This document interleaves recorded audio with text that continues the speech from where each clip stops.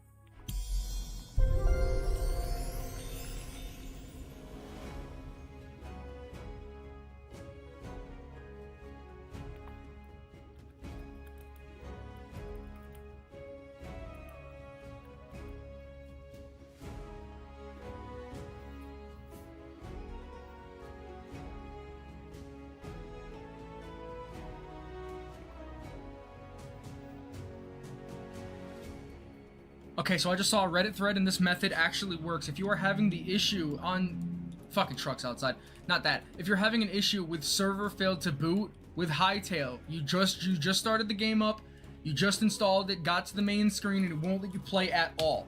I am going to give you the method to fix this, and it actually works. all you have to do is type in environment variables into your PC, go into environment variables, Java options will say something else. Whatever it says, change it to this. Whatever it's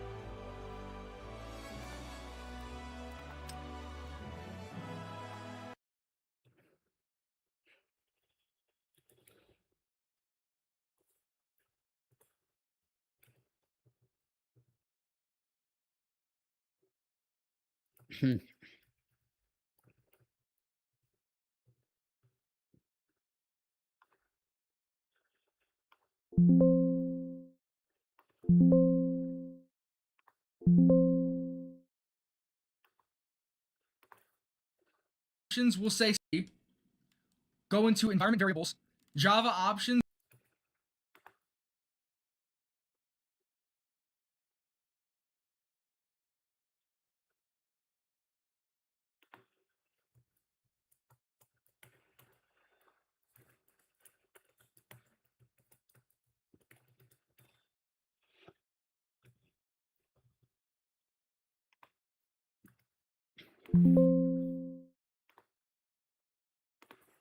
PC, go into environment variables, Java options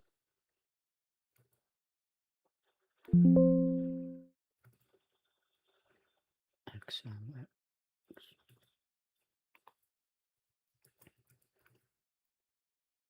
7:06 a.m.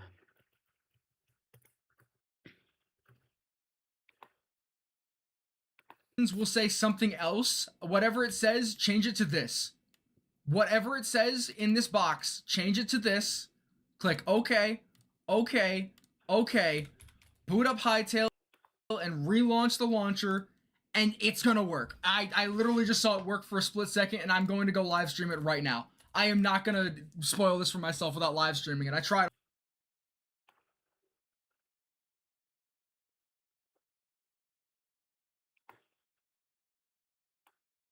all day. I've been trying all day to get this to work, and it's finally working. Please.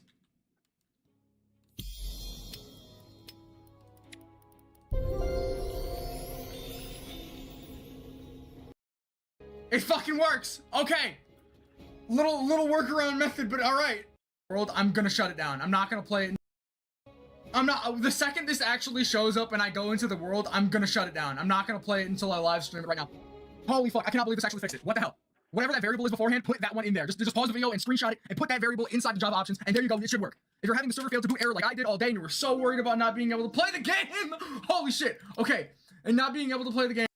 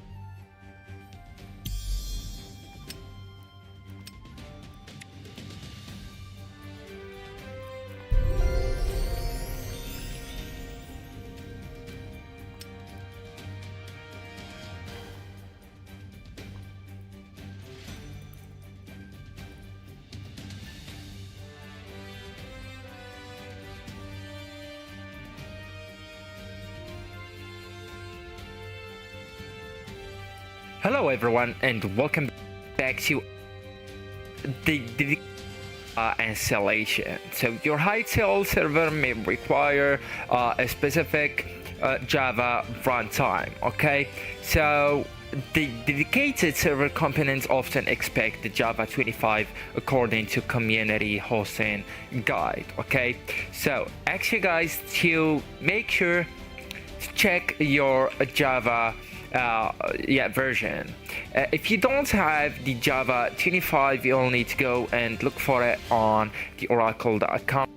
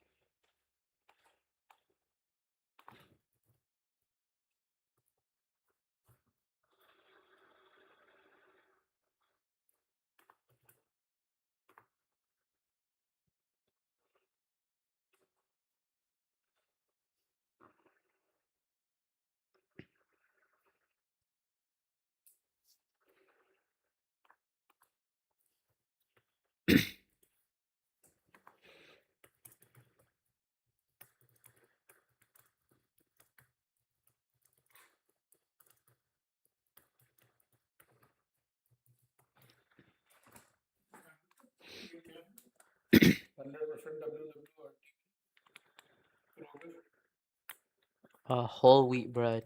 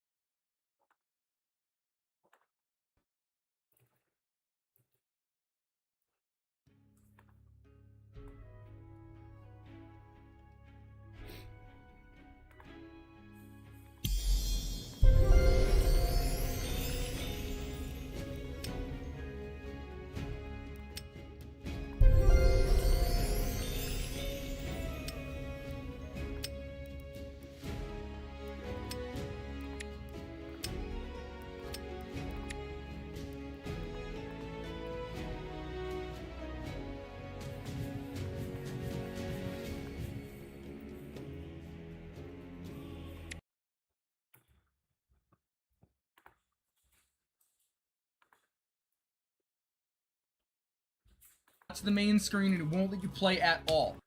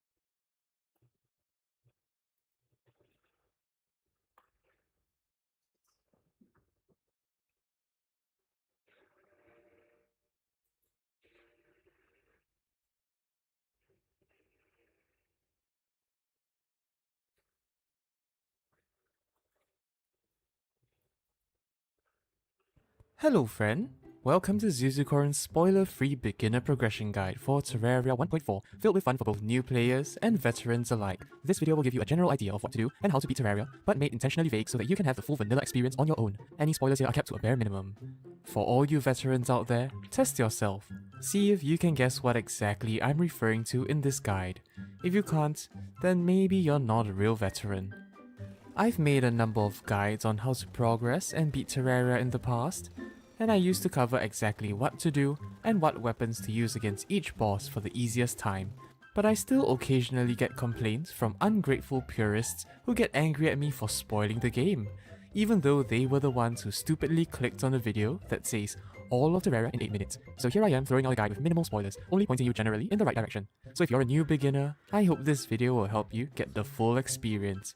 And if you're a Terraria veteran, let's see if you truly deserve that title. So let's begin. Stage 1, World Creation. Welcome to the wonderful world of Terraria. You've launched your game and now you want to play. What do? First of all, you create a character. For a proper vanilla experience, I recommend making a softcore character. Make sure you don't pick a journey one, because those can only go into special creative mode worlds. Don't bother picking medium core, because that's just a horrible experience and no one ever plays that. And don't click hardcore unless you're really ready for the challenge. Once you've made your softcore character, give it a name and then create a world. I recommend either a small or medium world for your first experience. A large world is filled with lots of resources, but it might get too tiring to travel great distances all the time. There's also plenty of loot in a small world, so you're really not losing out on much. As for the world evil, it doesn't matter. Corruption and Crimson have different loot drops, but they don't affect progression that much, so I just leave it up to fate. However, Corruption is usually considered slightly easier, just ever so slightly, so pick that if you're really concerned. Most importantly, make sure that your world is a normal world. Expert and above worlds are really quite difficult for a complete fresh beginner, and journey worlds are basically creative mode with a twist. So in summary, just make a softcore character, then make a small and medium normal world. Stage 2, the early game. Welcome to the actual world of Terraria, my friend. You're ready for a fun journey ahead. If you notice, you have a strange looking man here. This is the guide NPC, and he drops hints on what to do next if you click the help button. More importantly, using this crafting button, you can put almost anything you find in this box here, and he will tell you every single recipe that uses that item. He even tells you what crafting station you need. If you're in for a full-on vanilla experience, just ignore the wiki, and then throw everything you can into this box to discover what items are available in the game. I won't cover all the NPCs and what they do, so go talk to them if a new one comes in. So what's there to do in this game? To finally start your journey proper, cut down trees and build a house. Enemies will spawn once night falls, and without shelter you might get mangled into a mess. At the same time, having more houses will allow other NPCs to move in too. I won't tell you exactly what you need for a house, for it to be considered valid, but note that when you open your inventory, clicking this house icon on the right side opens a sub-menu. Clicking on the question mark, then clicking on your house will tell you if it's valid housing, or what else you will need. And just an FYI, walls don't only refer to the blocks you use to build the house, but it's also something you craft and place down in the background. Also, to begin with crafting, just make a workbench with some wood, then explore from there. Next, explore the world and discover new biomes, plunder chests, and tackle the enemies you see. You can find valuable loot almost everywhere. By the way, some items you find are accessories which can be equipped. These will give you a special effect depending on what accessory it is. For example, some items let you climb walls, while others let you run faster. I also recommend looking for some gems. These can be crafted into a special tool that enables you to do things like this, which will help a lot during your journey. I'm sure the veterans know what I'm talking about. If you don't, then you're not a veteran. Or maybe I'm just bad at explaining. Hahaha. Once you think that you're kind of geared up, give the very first boss a try. The two earliest bosses have a chance of spawning randomly, one from completing an event where enemies fall from the sky, and one just randomly at night. Look out for special colored messages to see what's happening in the world. If you've seen some of these bosses but are having a hard time, try using a bow and arrow. Normal wooden arrows can be made into special arrows that deal more damage and inflict status effects on the enemy. If you're wondering what arrows are great, maybe a journey into the frozen wasteland of the ice biome. Hint hint. Stage 3, the not so early game. Welcome back. I see that you've maybe tried to tackle these super early bosses, maybe with varying degrees of success. If you had failed, no worries, because you can craft things to summon them again using materials that are instinctively related to the boss. Just as an example, if the boss is something like a bee, you can most probably craft its summoning totem using honey. So, you know, if the boss happens to be a flying, I don't know, an eyeball or something, maybe you can make the summoning totem using loot from smaller flying eyeballs. Just a general rule for you. Also, remember to put whatever you find into the guide's crafting function to see what new gear you can make. The next thing to do is journey into the Corruption or Crimson. This biome is fraught with danger, but filled with glorious loot. Where is the loot though? Those glowy things in the wall seem kind of suspect. Strangely, we can't seem to mine our way there. Maybe there is some way to purify the corrupted dirt here, or better yet, just blow it up or something. Just be careful though, because breaking too many of these will invite the wrath of the biome boss. You will need to kill the boss eventually, so make sure you prepare well. I'm sure that the loot from the orbs will help you out. Once you've geared up a little more, you can try entering the dungeon if you find it. However, it is heavily guarded until you defeat its protector. It might have something to do with this old guy here, maybe at nights or something. Once you've gained access to the dungeon, there is some nice loot that can be found in these locked chests, but if you're wondering where to get a key from, they drop from enemies in the dungeon.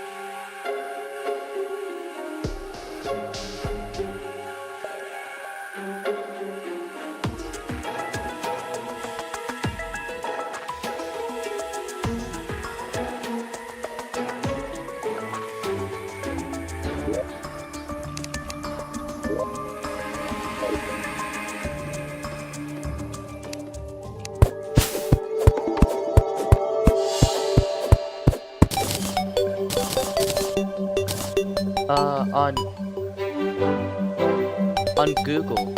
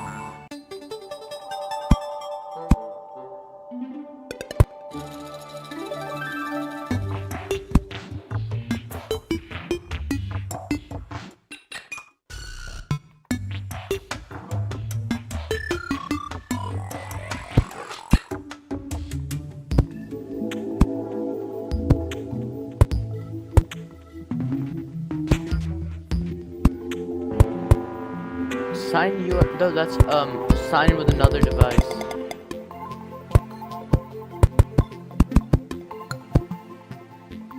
Identity.virtuoso thingy. Yeah.